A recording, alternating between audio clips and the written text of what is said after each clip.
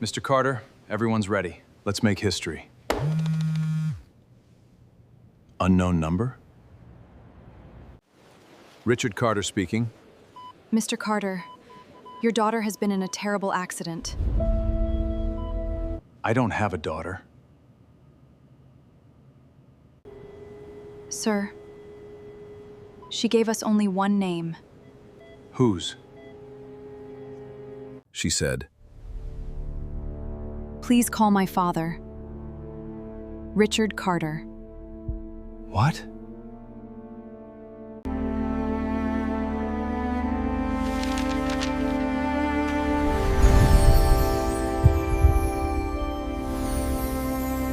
Richard Carter had everything money could buy. Private jets, luxury homes on 3 continents, a business empire worth billions. To the world, he was the definition of success. But on one ordinary Tuesday morning, one phone call shattered the life he thought he knew. He would soon discover that no amount of wealth could protect a person from the truth. And by the end of that day, Richard Carter would have to choose between protecting his fortune or saving the family he never knew he had. It was 8:15 a.m. The boardroom on the top floor of Carter Global buzzed with excitement. Lawyers arranged stacks of contracts. Executives rehearsed presentations. Investors from around the world waited for Richard's arrival. That morning, he was scheduled to sign the biggest acquisition in the company's history. The deal would make Carter Global the most powerful corporation in its industry. Everything had been planned down to the minute. Richard adjusted his tie, glanced at his watch, and stepped toward the conference room. Then his phone rang. An unknown number. He almost ignored it, but something told him to answer. Richard Carter speaking. The voice on the other end trembled. "Mr. Carter, I'm calling from St. Mary's Hospital." Richard frowned. "I think you've called the wrong number." "No, sir." A young woman was brought in after a serious car accident. He sighed impatiently. "And why are you calling me?" "Because your name is listed as her father." Richard froze. For several long seconds, he couldn't speak.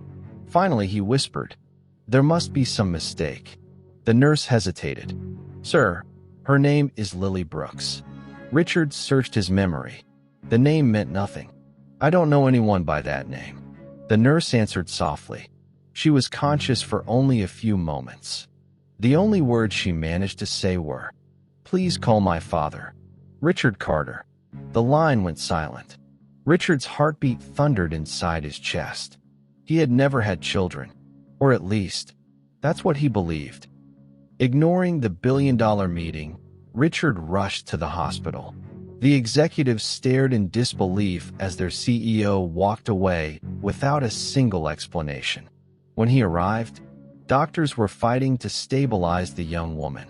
Richard stood outside the intensive care unit, confused, angry, terrified. A doctor approached. "Are you Richard Carter?" "Yes." "She's asking for you."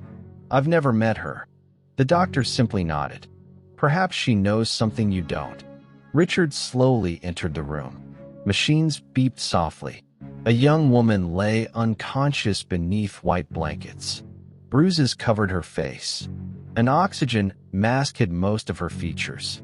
Yet something felt strangely familiar. The shape of her eyes. The curve of her smile, even in pain. She looked like someone he once loved. 24 years earlier. Emily Dawson. The woman he had planned to marry. Until she disappeared without saying goodbye. Memories flooded back.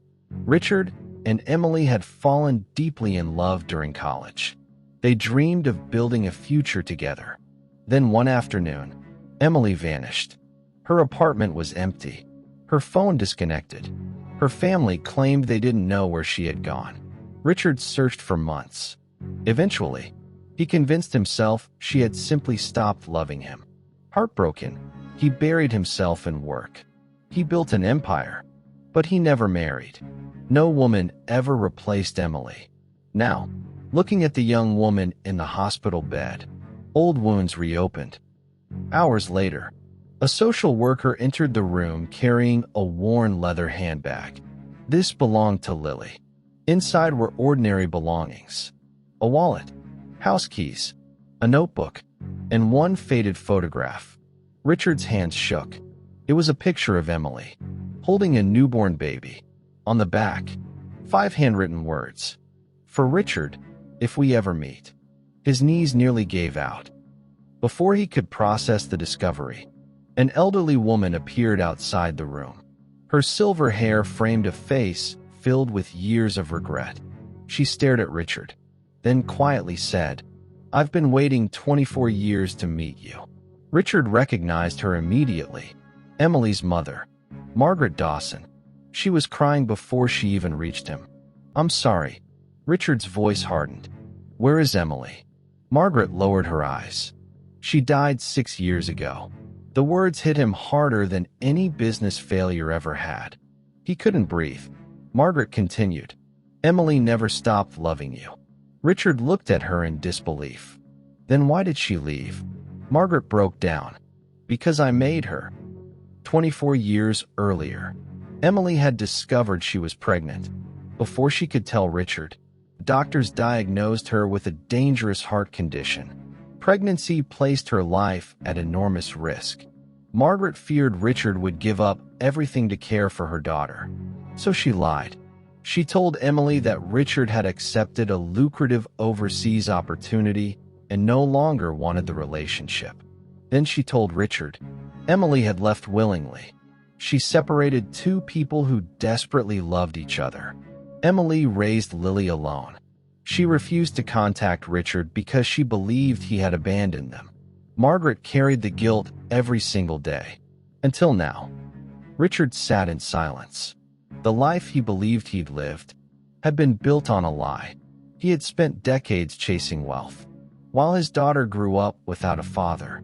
He missed her first steps, her first words, birthdays, graduations, every scraped knee, every victory, every tear.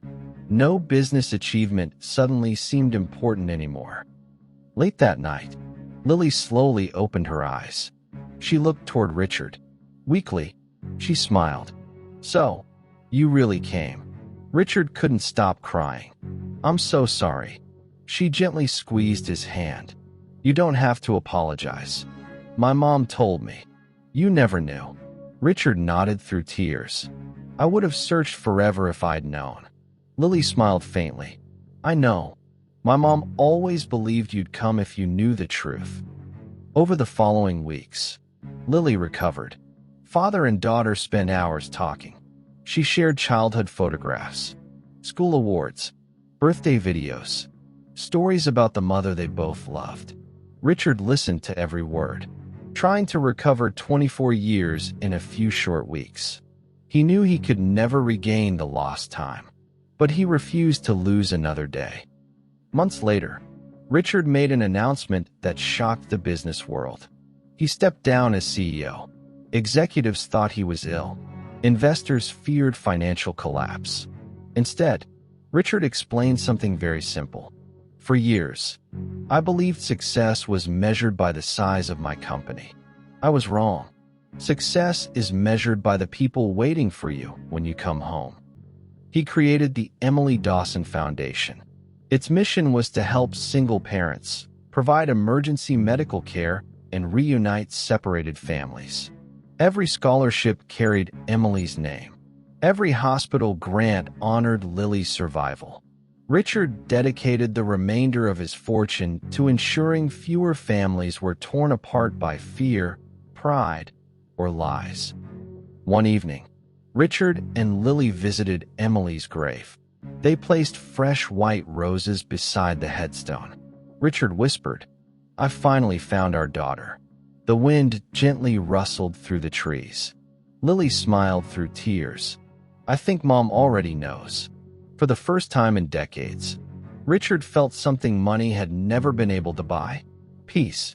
Because sometimes, the call that changes your life isn't the one you expect. It's the one that gives you a second chance. If this story touched your heart, remember that the people you love are worth more than any fortune. Don't wait for tomorrow to make a call, mend a relationship, or tell someone how much they mean to you. And if you enjoyed this story, please like the video, subscribe to the channel, and share it with someone who believes that family is life's greatest treasure. We'll see you in the next story.